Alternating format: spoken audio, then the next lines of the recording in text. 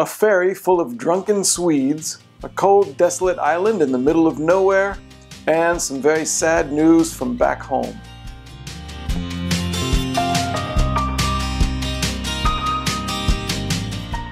Hi, I'm Jeremy. Thanks for watching.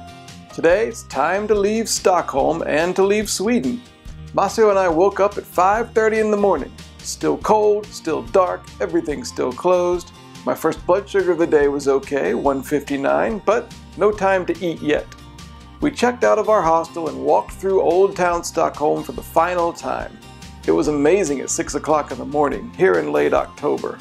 The air was frigid, the town was really cozy, although everything was closed, and nobody was around. But at least the subways are running. We figured out the ticket system and rode a short way to our station. Station. We went up, then we walked a little bit through the pre-dawn darkness towards the ferry terminal on the edge of Stockholm. One of the last things we saw in Sweden was this sign that someone had pasted to a door right outside the ferry terminal. In English, it said, "Take what you need," and had all these little pull tabs on the bottom for confidence, a miracle, things like that. So many questions raised for something like this. Who put this here? Why is it in English? What did the other tabs say? Who pulled them off? Did it work? It's just one of those things you see when you're traveling. You have no idea what's going on, you just go, When we got to the ferry terminal, we saw the gigantic floating fortress that's going to take us to the Åland Islands, and we got our tickets and bought some coffee. We also bought some sandwiches for the ride, just in case there was no food on board. But the coffee shop inside the ferry terminal forgot to charge us for the sandwiches.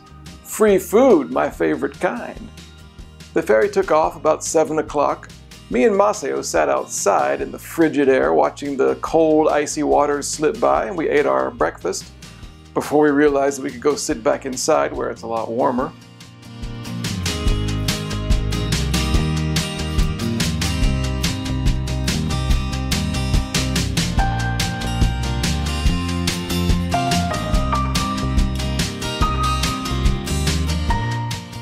A little bit after breakfast, my blood sugar was 78, which I thought was a little bit too low for right after breakfast. So I went and bought some chocolate at a little store they had on board. And I was kind of heartened to see that the chocolate looked exactly like a Humalog pen. And speaking of stores, there are quite a few of them on this ferry. We really didn't need these sandwiches, free though they might have been. We probably would have been better off to go shopping in one of the supermarkets on board because the sandwiches were very, very bland. There were a bunch of people on the boat. Virtually all of them seemed to be taking advantage of the tax-free shopping that you could do on board, specifically alcohol. People were buying giant cases of beer and liquor and wine and everything, and they were already drunk themselves, even though it was like 9, 10 in the morning.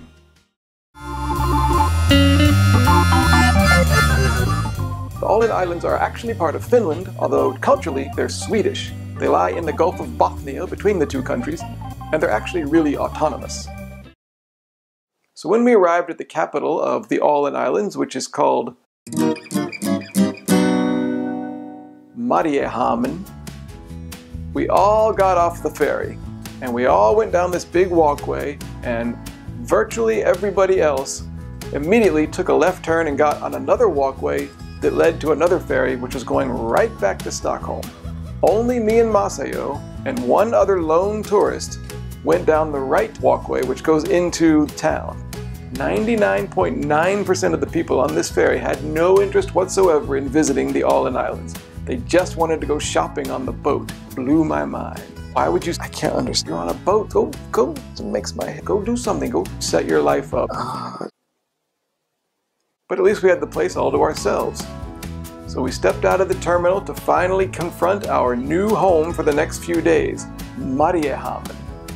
It was extremely pleasant. It was cold, it was windswept, and there weren't that many people, but it was quite inviting. It was full of attractive houses, well-kept lawns, and cute little parks. After walking past it, because the town is deceptively small, we turned around and checked into our Hotel Cicada, and I think we were the only people staying there. It's a nice little place. Our room had a view of the Swedish Consulate General building across the street, which was closed, and the room seemed to have its own little quirks. My first blood sugar check in the Åland Islands was 252. Yet again, the Swedish sandwich done it to me. Another good thing about the hotel is that they had free bikes for us to use. We rode around Mariehamn a little bit, getting to know the place. We confirmed that it is a very attractive town, although it's more like a desolate Arctic ghost town. There were a few shops open and occasionally cars would go by or some people, but there just didn't seem to be much happening. But we walked in and out of a few stores. I checked in on David Bowie, still awesome, and found a place to get accordions reparated, so Weird Al, just in case it comes up. We found some other stores that seemed like they might be open, but it was a trick. Having fallen in love with Mariehamn, we went back to the hotel where my blood sugar was 65, and we went down to the hotel restaurant for dinner. And surprisingly, it was full of people. I don't think these were all people staying at the hotel, because I don't think anybody was staying at the hotel. They were just locals or visitors or somebody. In fact, the table next to us was a women's soccer team who was celebrating a victory, and they were celebrating it very noisily. They kept singing songs and chanting and cheering and standing up, and they had this big trophy on the table. The other diners at other tables were kind of looking over, and they were joining in, or at least amused. Now, the Wi-Fi wasn't working in our room upstairs, so we had our computers in the dining room. And that's when I got email from my dad that his dad, my grandpa, had just died. It was very jarring news, not a huge shock. He was about 96 years old, although he was always pretty strong. Maceo and I had already ordered our food, and we had to eat anyway, but we didn't have much of an appetite. We talked about trying to find a way to go back to America for the funeral. If we did this, it would destroy our budget, and this whole trip would have to end even before it began. And then there was the fact that we were in Mariehamn and it was kind of hard to get anywhere. Back in the room, my blood sugar was 161, although I forgot to take a picture of it. We did some more research and sent some emails back and forth with my dad, and we all decided that it was going to be too hard for us to make it back to America for the funeral, so the trip is going to continue as planned. And it's very interesting to be here in the Åland Islands when my grandpa died. His family was actually from Denmark and a little bit of Norway, so I got some Scandinavian in me. And my grandpa specifically was a sailor. He was in the Navy in World War II, and he had a sailboat, and he just had all these books on his bookshelf about sailing, about geography, about the world. He had old sextants and all these kind of things in his house. There was a very nautical aspect to all my visits to my grandpa and grandma when I was growing up. And the Åland Islands is famous for its own seafaring tradition. So hopefully we'll get to explore some of that in the next few days. And of course, this leg of the trip has to be dedicated to my grandpa, Robert.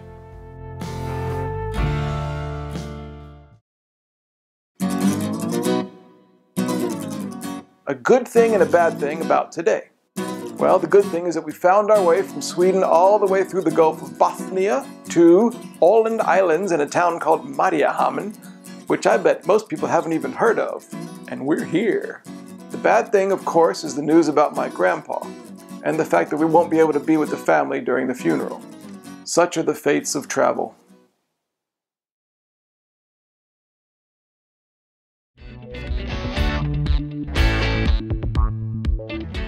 Diabetes thoughts.